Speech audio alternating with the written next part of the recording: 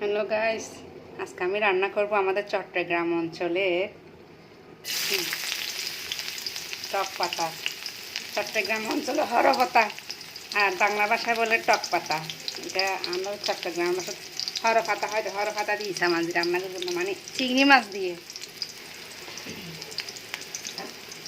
একজনে ওই যে এসেছি কৈতকাতির একজনের কথা বলছিল, অনেকে চিটাঙ্গা ভাষা বুঝে না, মানে ক্যামেরা একটা এদিক ক্যামেরা একটা ওদিক, এটা হয়তো চট্টগ্রাম ভাষা বলতে দিকে অনেকে বুঝে নাই। এখন আবার ইসা মাছ বললে বুঝবেন না, মানে চিংড়ি মাছকে ইসা মাছ বলে আমাদের চট্টগ্রামের ভাষায়। আর হর ভাতারে টক পাতা বলে। এই তো টক মানে হর হর, বুঝছেন?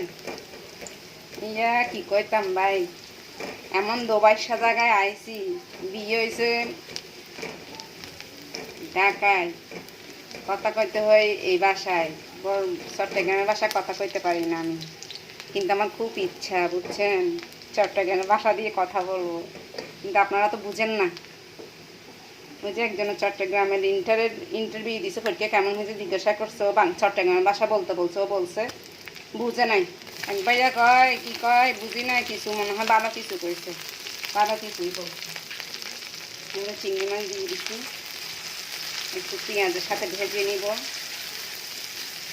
এক একজনে এক একভাবে রান্না করে, এইগুলো আমার স্টাইলে আমি রান্না করি। আমাদের চট্টগ্রামে তো মনে হয় মেখে ঝুঁকে বসাই দিয়ে পানির ঝোল বলক আসে, তারপরে টক পাতাটা দিয়ে দেয়, এই আর কি। আমি আমার স্টাইলে রান্না করি, যেহেতু আমি একা খাবো সেই জন্য আমারটাই আমি রান্না করি, আমার পছন্দ মতো রান্না করি, একটু স্পাইসিভাবে রান্না করবো। এইবার হলুদ মরিচ দিচ্ছি যেন মাছটা একটু কালচে ভাব না আসে।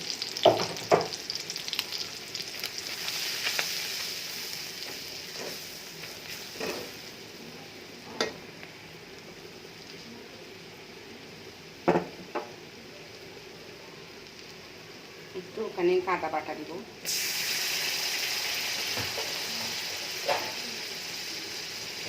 একটুখানি ধনিয়া পেস্ট,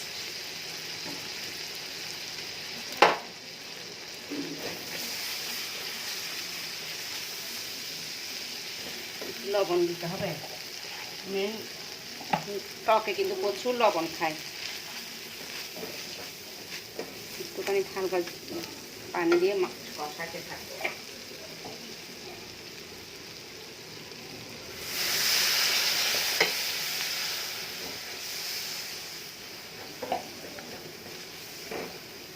একটু কষালে ঝোল দিব, ঝোল দিয়ে টক পাতাটা দিব আর কি।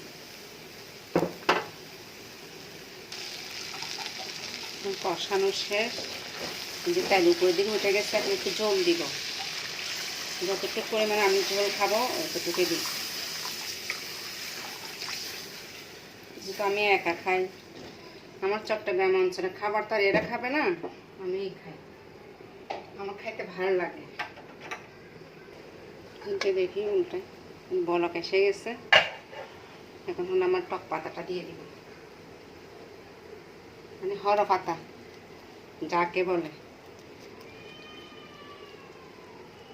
এটা যেমন মানে অনেকে টমেটো দিয়ে ঝোল করে, আর আমড়া দিয়ে ঝোল খায়, আর একটা বেলুম্বু বলে, আমাদের দেশের চট্টগ্রাম অঞ্চলে বেলুম্বু বলে।